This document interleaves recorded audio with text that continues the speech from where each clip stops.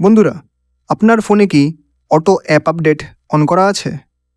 তাহলে হয়তো আপনার ডেটা, স্টোরেজ আর ব্যাটারি সাইলেন্টলি ড্রেন হচ্ছে। অনেকেই ভাবে অটো আপডেট অন রাখলেই সব সেফ, আবার কেউ অফ রাখে ডেটা সেভ রাখার জন্য।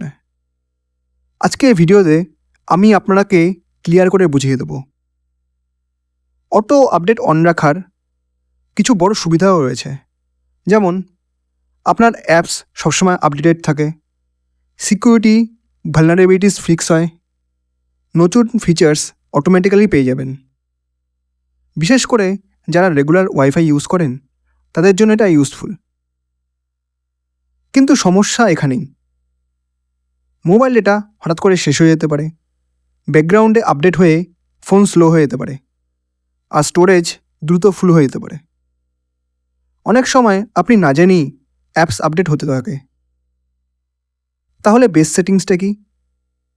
প্লে স্টোরে গিয়ে অটো আপডেট অ্যাপ থেকে ওভার ওয়াইফাই অনলি সিলেক্ট করুন। এতে সিকিউরিটি থাকবে আর ডেটাও সেফ থাকবে। সোজা কথা, অটো আপডেট অন খারাপ নয়, কিন্তু স্মার্টভাবে ইউজ করলেই বেস্ট রেজাল্টটা পাবেন। ভিডিওটা হেল্পফুল লাগলে লাইক করুন, আর এমন টিপস পেতে চ্যানেলটা সাবস্ক্রাইব করতে ভুলবেন না। ধন্যবাদ।